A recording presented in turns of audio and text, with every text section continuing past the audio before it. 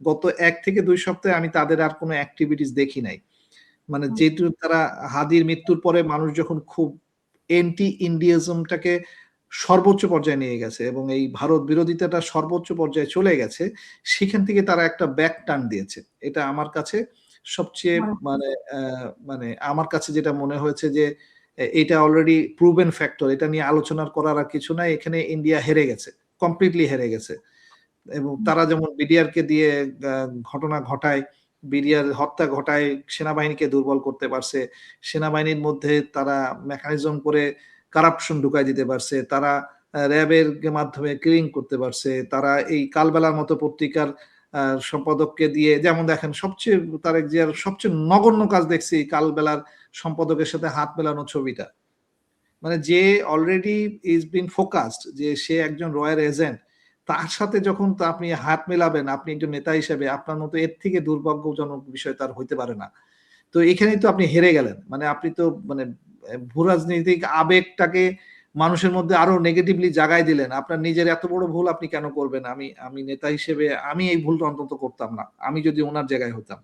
আমি অন্তত আমি ওই এসালম বা এটা দেখলেন না যে একদিনের জন্য শফিকুর রহমান আসলেন, ডক্টর শফিকুর রহমান লন্ডনে আসলেন একদম রয়ের এজেন্টের সাথে দেখা করতে। সেটা যদিও পত্রিকায় আসেনি, যদিও এটা পত্রিকায় আসছে। না আপনি আমাকে প্রমাণ দেন, ডেফিনিটলি আমি এই বিষয়ে কথা বলতে কারো তো ছাড় দেব না। আমি রয়ের ব্যাপারে আমি যদি বিন্দুমাত্র কোনো তথ্য পাই, আমি তাকে তো ছেলে ফেলাই দিব। আমি তো সেই লোক। আসলে ব্যাপারগুলো হচ্ছে যে জামাতের গুলো গোপন থাকে। গোপন রাখতে পারে। তার মানে শুনেন, আপনি যদি ওপেন করে। আপনি করাটা দোষের। ওই সবচেয়ে বড় জামাতের ক্ষেত্রে যা আমার ক্ষেত্রেও তা, আপনার ক্ষেত্রেও তা, সেটা হচ্ছে আপনাকে জীবনে আগে বেঁচে থাকতে হবে। কারণ আমার ক্ষেত্রে সবচেয়ে বড় বিষয়টা হচ্ছে আমি দেশ থেকে পালায়ে এসে বেঁচে থাকছি বলে যে আজকে পচা শামুক বানাইতে পারছি, আপনার সামনে কথা বলতে পারতেছি। আমি যদি বেঁচেই না থাকতাম তাহলে তো আমি কথা বলতাম কোত্থেকে? তো এখানে হাদির ক্ষেত্রে আমি হাদির সাথে আমি নিজে কথা বলেছিলাম। হাদিকে একই জিনিস বলেছিলাম যে, "হাদি তোমার তো ভাই বেঁচে থাকতে হবে আগে।" হ্যাঁ? তো লজিক্যালি যদি কারণ আমাকে এটা শিখাইছেন হচ্ছে এই যে ব্রিগেডিয়ার হাসান আসিফ স্যার আমাকে এয়ারপোর্টে ধাক্কায় বের করে দিয়েছেন যে, "তুমি আগে বেঁচে যাও তারপরে তুমি কথা বলা শুরু করো। তুমি তো আগে বাঁচতে হবে তোমাকে।" আমি তো উনি যদি আমাকে ধাক্কায় না বের করতেন আমাকে তো তারা ২৮ তারিখে মেরেই ফেলছিল পয়জন করে। তো আমি তো মারাই যেতাম। কিন্তু আমি তো বেঁচে আছি। এই জায়গাটাতে একটা যদি বলেন সেক্ষেত্রে আমি জামাতের স্ট্র্যাটেজিটা হচ্ছে তারা বাঁচার জন্য যদি এরকম ২-১ টা কাজ করে, আমি ডেফিনিটলি আমি বলব যে এটা একটা স্ট্র্যাটেজি। আমি এটাকে যতক্ষণ না অ্যাকশন প্ল্যানে দেখবো যে তারা এমন কোনো কিছু করেছে যেটা ইন্ডিয়ার পক্ষে যাচ্ছে, তখন আমি ধরে বসবো। আমি কি জামাত আর এই এনসিপি কে ছেড়ে দেব আপনি তাই মনে করেন? আমি কি মারা গেছি নাকি? আমি তো বিচারের জন্য বসে আছি। আমি তো এরা যেই ক্ষমতায় আসুক, সে বিএনপি আসুক, জামাত আসবে, আমি আমার বিচারের জন্য তো আমি আবার ঝাঁপায় পড়বো। শুধু একটা ক্লজ দিছি কারণ ইলেকশনটা হওয়া দরকার। ইলেকশনটা না হলে আমাদের যে ইভেন্টসটা শুরু হয়েছে জুলাইতে সেটা শেষ হচ্ছে না। কারণ জুলাইতে আমরা মনে করছিলাম যে আমরা জিতে গেছি। সর্বোচ্চ বড় ভুল করেছি। কারণ ওই ৫ তারিখে সুন্দর করে প্ল্যান করে দিয়ে এই শেখ হাসিনাকে সাইডলাইন করে দেয়া। যেমন ওই যে পররাষ্ট্র মন্ত্রী যিনি ছিলেন উনি খুব সুন্দর বক্তব্য দিলেন যে শেখ হাসিনা তো আসলে দেশ থেকে পালায় যায় নাই। উনাকে রিপ্লেসমেন্ট মানে এনগেজমেন্ট করা হয়েছে। ফাজিল বেটা। মানে তোর কত বড় সাহস? তুই তার মানে তো এটা তো এটা এই যদি এই বক্তব্য সে দিয়ে থাকে তার মানে তো সবচেয়ে বড় আগে এটার জন্য অপরাধী হচ্ছে ওয়াকার সাহেব। এই বক্তব্য যদি স্বরাষ্ট্র মানে পররাষ্ট্রমন্ত্রী মানে আওয়ামী লীগের পররাষ্ট্রমন্ত্রী যদি এই জিনিসটা বলতে পারেন, তার মানে হচ্ছে এটার জন্য তো উনি সাক্ষ্যই দিয়ে দিলেন এটার জন্য ওয়াকার হচ্ছে দোষী থাকবেন।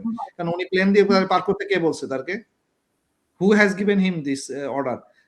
জেনারেল তারেক সিদ্দিকী এই অর্ডারটা দিয়েছিল। যাই হোক, আমরা এই বিষয়ে আলোচনা আগে করেছি। আমি আর নতুন করে ওই আলোচনা আনতে চাচ্ছি না। আজকে আমাদের ইলেকশনের আপনার যে জিনিসটা শেষ করতে চাচ্ছি সেটা হচ্ছে আমার কাছে সবচেয়ে বড় এখন এই মুহূর্তে জরুরি বিষয় হচ্ছে ইলেকশন দিন এবং ইলেকশনের পরের দিন নিরাপত্তা। এই বিষয়গুলো প্রত্যেকটা মানুষকে খুব আ মানে সচেতন থাকতে হবে। কারণ আমাদের কোন একটা ভাবে যদি এরা আমাদেরকে মারামারি করে, ভূ-রাজনৈতিকভাবে অপদস্থ করে এমন একটা অবস্থা দেখাইতে পারে যে তাদের সেনাবাহিনীর কু করে বা সেনাবাহিনীকে ক্ষমতায় নিয়ে এসে এই ঢুকানো দরকার। সেটা যদি করে তাহলে আমি উদাহরণ হিসেবে যদি বলি সেটা হচ্ছে হায়দ্রাবাদ। হায়দ্রাবাদে যখন ওই যে গন্ডগোল করা হয়েছিল ১৯৪৮ সালে এরকম একটা সিচুয়েশন ক্রিয়েট করা হয়েছিল। দিয়ে হায়দ্রাবাদকে যুদ্ধ করে ঢুকায় দিয়ে হায়দ্রাবাদ দখল করে ফেলছিল। ঠিক সেরকম যদি এরকম কোনো কিছু করার চিন্তা ভাবনা করে, যে জিনিসগুলোকে ইন্ডিয়া প্ল্যান করে রাখছে আমরা জানি না, তাহলে আমরা ওই জায়গাটায় একটা বোকা হয়ে যাব। সেইজন্য আমি বলব ১২ তারিখ, ১৩ তারিখ এই সিচুয়েশন গুলোতে আমাদেরকে প্রত্যন্ত চোখ কান মুখ খোলা রাখতে হবে। কোনো হুম, ধরনের কোনো অঘটন ঘটায় আমাদেরকে জানে তারা গন্ডগোল হয়েছে, ইলেকশন ঠিকমতো হয় নাই, ইলেকশন মেকানিজম এ ছিল। এইগুলো করে ক্ষমতা নিয়ে ফেলায়, সেই ক্ষমতা নিয়ে আল্টিমেটলি আবার সেই ইন্ডিয়ার লোককে এবং আওয়ামী লীগকে নিয়ে এসে বসায় দেয়া, এরকম যেন কোনো কিছু ঘটতে না পারে, সেইটাই হচ্ছে আমাদের এখন সবচেয়ে বড় চ্যালেঞ্জ।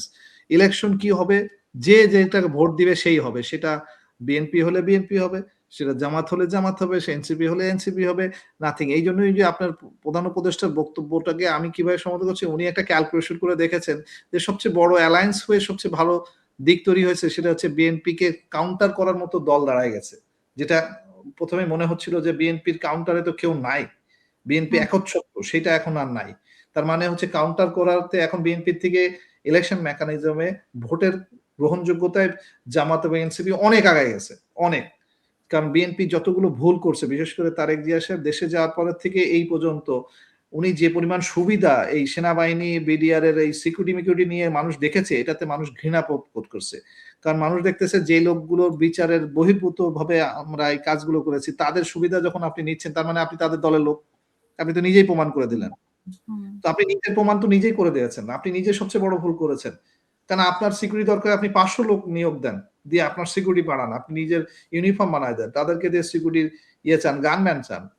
কিন্তু আপনি যে কাজটা করলেন সেই কাজটা আপনি নিজের পায়ে নিজে কুড়াল মারলেন। সেই কুড়াল মারার ফলাফল আপনি ১২ তারিখে খুব ভালোভাবে পাবেন। এটা আমি আপনাকে মানে আমি আপনার মাধ্যমে পরিষ্কারভাবে বলে দিতে বিএনপি একদম ধরাশায়ী হবে। যে অবস্থায় আজকে পর্যন্ত আছে। আমি জানি না ভবিষ্যতে আর কি হবে, বাট ভবিষ্যৎ আমি খুব একটা ভালো আর দেখতেছি না। কারণ হচ্ছে যা অঘটন ঘটানোর উনারা ঘটায় ফেলাইছেন। উনারা নতুন করে বাঁচার কোন রাস্তা খোলা রাখেন নাই। এখন যেটুকু আছে সেটুকু হচ্ছে ১২ তারিখে একটা গণভোট হবে। গণভোটে আমাদের সংবিধান চেঞ্জ হয়ে একটা সুন্দর সংস্কার করার রাস্তা তৈরি হবে এবং যে দলটাই আসবে সেটা একটা মিক্স দল হবে, যেটুকু আমি বুঝতেছি। একচ্ছত্র ক্ষমতা আর কারো থাকবে না। এই যেটা আমরা জনগণ হিসেবে চাই। আমি আশা করি যে ১২ তারিখ পর্যন্ত সুষ্ঠুভাবে মানুষ ভোট পর্যন্ত সুন্দর থাকুক, সুস্থ থাকুক, সুন্দর করে একটা ভোট দিতে পারুক এবং একটা সুন্দর নেতা নির্বাচন করুক। সুন্দর একটা আ সংসদ নির্বাচন করুক, যার মাধ্যমে আমরা আগামীতে সত্যিকার বাংলাদেশী মানুষ হিসেবে আমি যেন দেশে ফেরত যেতে পারি। আমি যেন সঠিকভাবে স্বাধীনভাবে আমার ব্যবসা-বাণিজ্য চালাতে পারি। আমার লস গুলোকে রিকভার করতে পারি। আমি একটা নিরাপত্তার সাথে আমি আমার বাড়িতে থাকতে পারি। এইরকম একটা অবস্থার সৃষ্টি হোক সেটা আমি আশা করব। আপনার সকল দর্শককে আমি বলব যে আপনারা চোখ কান মুখ খোলা রাখবেন। কারো কথায় প্ররোচিত হয়ে না ভোট দিতে যেয়ে লাফায় ঝাঁপানোর কোনো দরকার নাই। বুঝে দেন। যদি নাও ভোট দেন বুঝে দেন। না বুঝে দেওয়ার দরকার নাই। কাউকে যদি ভোট দেন বিবেচনা করে দেন, ব্যক্তিভাবে দেন। কোনো প্রতীককে দেওয়ার দরকার নাই। যেকোনো ব্যক্তিকে সিলেক্ট করেন তাহলে কি হবে, প্রত্যেকটা আপনার নেতা সে হচ্ছে দলীয় নেতা হবে। এভাবে যদি